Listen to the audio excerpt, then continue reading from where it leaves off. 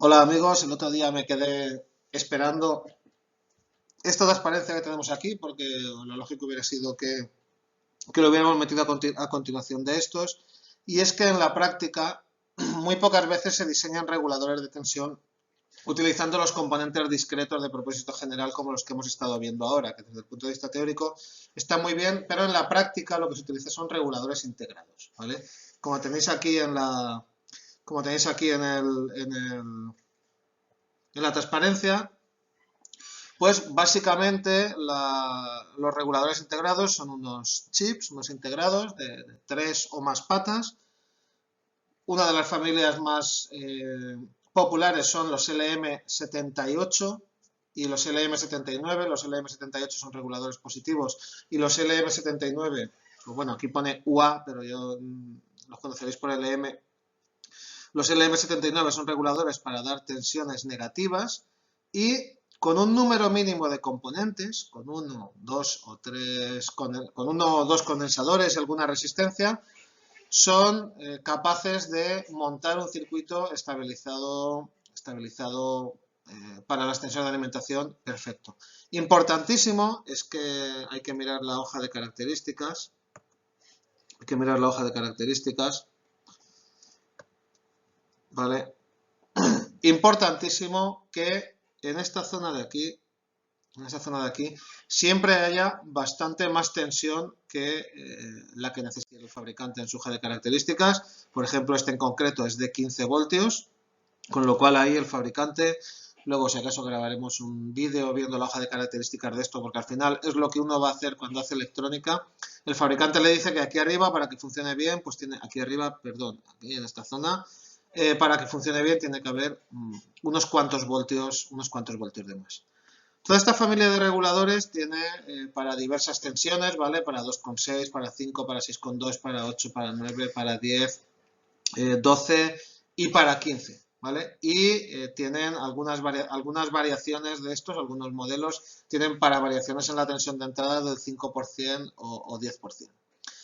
De estos reguladores en concreto pues pueden dar corrientes de hasta 0,1 amperio, ¿vale? De 100 miliamperios, y pueden aguantar caídas de tensión en la entrada del orden de 2,5 voltios, pero existen muchísimos circuitos para conseguir estabilizadores integrados, y es lo que realmente vamos a gastar en la práctica cuando necesitemos, a partir de una fuente de alimentación que no esté estabilizada. Ya nos la dan estabilizada, pero si no está estabilizada, utilizaremos un circuito de estos. Y lo que vamos a pasar ahora es hacer un problema para diseñar una pequeña fuente de alimentación con elementos discretos, ¿vale? Pues tenemos aquí el siguiente problema, que es que diseñemos una fuente de alimentación de 5 voltios de contacto, capaz de suministrar 200 miliamperios de corriente, con un factor de regulación del 10%, que tengamos un rectificador de onda completa y un regulador en paralelo. ¿Vale? Pues bueno, nos piden perdón, rectificador de onda completa, ¿vale? Con lo cual, pues tenemos que coger este o el puente de diodos, y nos piden coger el regulador en paralelo, con lo cual, pues nos piden que cojamos este circuitillo de aquí, con lo cual hay poquísimo que hacer ahí. Lo que hacemos, pues bueno, escogemos este circuito que tenemos aquí en la figura, ¿vale? Un transformador que ahora veremos qué características debe tener para que nos dé estos 5 voltios. Este, por ejemplo, es una rectificación de onda completa, ¿vale? Y si podíamos haber cogido el otro perfectamente. Metemos aquí un condensador y ese condensador nos va a proporcionar una corriente que a través de todo este circuito de aquí vamos a proporcionar una corriente a la carga. ¿De acuerdo? Pues bueno, vamos a empezar a ver distintas cosillas, ¿vale? Bueno, pues aquí tendréis el circuito, por si acaso voy marcando alguna cosilla para que os recordéis. Pero lo primero, vamos a diseñar ahora la parte del trafo y del condensador, ¿no? La parte esta de aquí, lo de los diodos, pues ahora veremos alguna. La historia es que como nos dicen que la tensión en la carga tiene que ser 5 voltios, ya hemos quedado que aquí tiene que haber una tensión suficientemente mayor, ¿vale? Para que el sistema esté funcionando. Así que lo que vamos a deducir, bueno, vamos a decidir que el trafo lo que nos dé, bueno, perdón, vamos a empezar por aquí detrás, vamos a empezar a que el condensador nos dé 8 voltios para que sí, esos 3 que hay de diferencia, el circuito de regulación sea capaz de tomarlo, ¿vale? Si aquí tenemos 8, o sea, elegimos, elegimos 8 voltios, pues la tensión a full load, ¿no? a carga completa que va a tener el transformador van a ser 8, bueno, 8 más 0,7. Perdonad, lo voy a poner aquí abajo. La V a full load va a ser los 8 voltios más V del diodo. 8,7 voltios, ¿vale? Que yo soy muy listo y lo tenía aquí. ¿Vale? Eso nos va a permitir, ahora ya sabemos lo que es la tensión a plena carga y vamos a calcular cuál será la tensión y la corriente que hay por el hecho de regular. Nos han dado una regulación del 10%, ¿vale? Es este 1,1 que tenemos aquí, por tanto, la tensión que tiene que dar el transformador, ¿no? Cuando vayamos a escoger los bobinados y decir los bobinados que queremos, la tensión que va a coger es para la que tendremos que coger ese transformador será como mínimo de 9,57 voltios, ¿vale? Esa sería la relación de espiras que nos tiene que dar esa tensión. Además, con esta configuración, si miráis las transparencias que hemos hecho antes, no puedo pasar para atrás, nos dice que con esa configuración de rectificador, el transformador debe soportar como mínimo 1,2 veces, o bueno, va a pasar por ahí 1,2 veces la intensidad de carga. Así que eso nos permite determinar, ¿vale? Determinar cuál va a ser la corriente máxima que va a pasar por el transformador, ¿vale? Tenemos la relación de espiras, los voltios que debe dar, la corriente máxima que va a pasar y también podemos calcular la resistencia que tiene que tener el secundario, ¿vale? CVOC, CVFL, es la corriente que va a circular, así que la resistencia del secundario va a ser directamente pues esa caída de tensión de los 9,57 a los 8,7 que tienen que tiene que dar, ¿vale? Esto me permite definir completamente qué es lo que está el transformador que vamos a coger. También podemos calcular la potencia que se va a disipar, lo que vamos a perder en el transformador, ¿vale? El transformador va a disipar 0,2 vatios. Por tanto, tendremos que escoger un transformador que aproximadamente de valores estándar de las tensiones de más 10 y menos 10 y que aguante una corriente nominal de 0,25 o 0,5 amperios. ¿Vale? Eso nos permite escoger, definir qué transformador vamos a poder escoger. ¿Vale? Para seleccionar el diodo o los diodos, ¿vale? Los diodos al final son iguales, pues debemos elegir un dispositivo, ¿vale?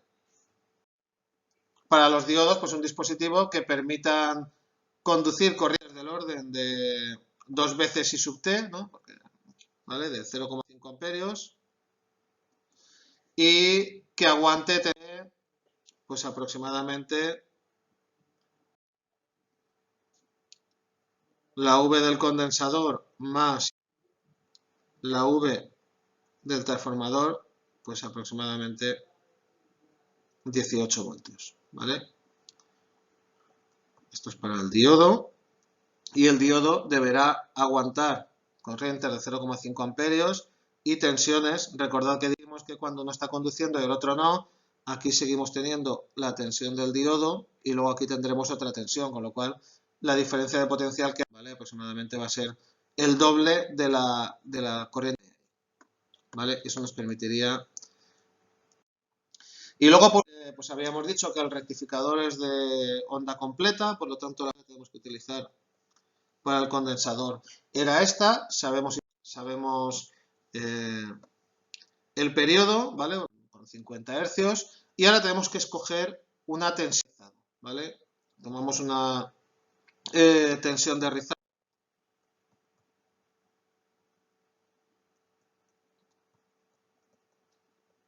de 2 voltios, ¿vale? La tensión de podríamos haber cogido un poco más porque hemos escogido 5, ¿vale? Pero nos va a caer algo de tensión, algo de tanto. Estimamos que la tensión de rizado va a ser, si aquí hay 8 y aquí hay 5, pues entre 2 y 3 voltios.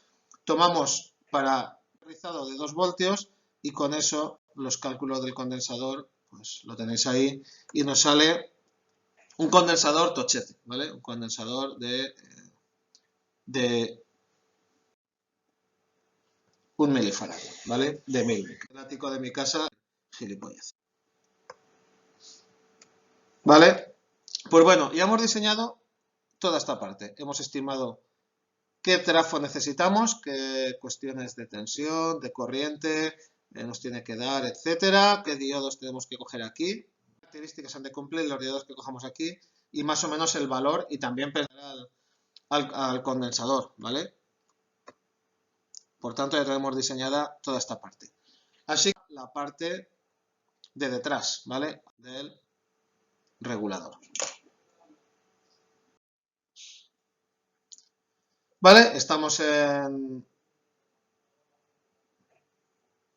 la parte del regulador. Bueno, pues para seleccionar el diodo, esto venía de antes, ¿vale? Lo acabo de explicar antes, no recordaba que lo tenía aquí. Pues bueno, para la parte del diodo, aquí lo tenéis un poco más explicadito, un poco más arreglado. Y para la parte del regulador, recordar que teníamos que considerar las condiciones más desfavorables, ¿vale?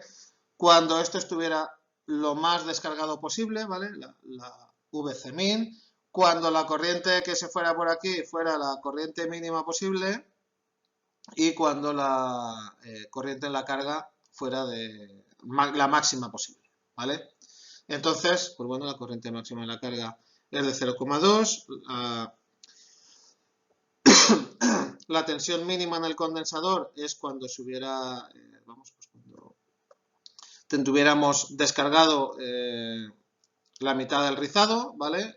7 voltios, ¿no? VR medios, y el caso más desfavorable, y porque el rizado va subiendo y va bajando, ¿vale? Y estimamos que la corriente mínima que necesitamos para polarizar el Zener, ¿vale? Podríamos haber cogido 1 miliamperio, pero para ser conservadores, acordaos que siempre se cogía del orden de 1, 2, 5 miliamperios para polarizar un diodo, pues tomamos una corriente de polarización del diodo de 3, ¿vale?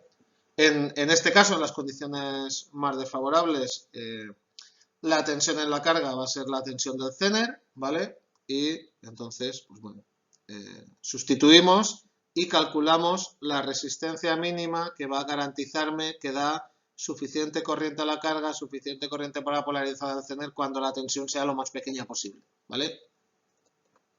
Pues bueno, esa resistencia la calculo con la formulita que tenéis en la teoría y me da una resistencia de 9,8 ohmios. Este Zener va a disipar potencia, ¿vale? La tenemos aquí, porque es que ahora no lo veo muy bien, ¿vale? Así que para ver la potencia que va a disipar el Zener, pues bueno, cuando la corriente de la carga sea cero, toda la corriente tendrá que pasar por el Zener, así que para ser conservador y que este cacharrito no se me queme, pues tengo que hacer un Zener. Perdonad que no ponga la raya ahí porque ahora mismo tengo la cámara en esta esquina de aquí. Luego ya cuando acaba la muevo y la pongo donde no moleste, pero ahora mismo yo soy el que no está viendo la fórmula. Pero me sale, según la chuleta que tengo por aquí, me sale que la potencia que tiene que soportar el Zener es una potencia de 2 vatios. ¿Vale? La corriente máxima que va a pasar en la R, pues lo mismo. En la R, cuando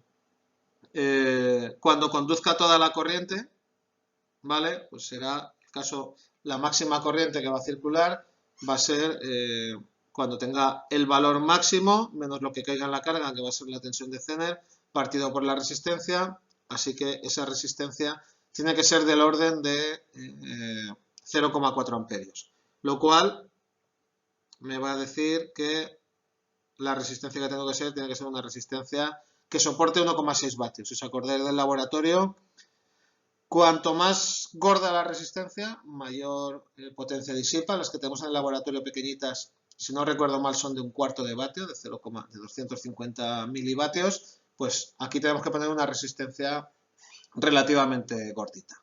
Por lo tanto, eso, tenemos que escoger una resistencia de 9,8 ohmios y que sea una resistencia que disipe como mínimo 2 vatios, y luego un Zener con una tensión de Zener de 5 voltios, capaz de conducir 0,4 amperios o 0,4 amperios, ¿vale? Esa es la corriente máxima que va a conducir, y que sea también capaz de disipar 2 vatios. Con eso podríamos escoger lo que hemos diseñado, ¿vale? Aquí tenéis el ejemplo, no puedo volver hacia atrás, pero aquí tenéis el ejemplo de cómo diseñar una fuente con esos elementos discretos. Ya os digo que desde el punto de vista práctico, normalmente esto lo haríamos con un regulador. Pues con esto terminaría el tema de fuente de alimentación. No descarto que prepare algún otro vídeo con los 78, con el 7805 y el 7905, y que veamos alguna cosita, porque es interesante que sepáis cómo realmente uno afronta el problema de coger un sistema y estabilizar la tensión a la entrada de él. Pues bueno, corazones, nos vemos.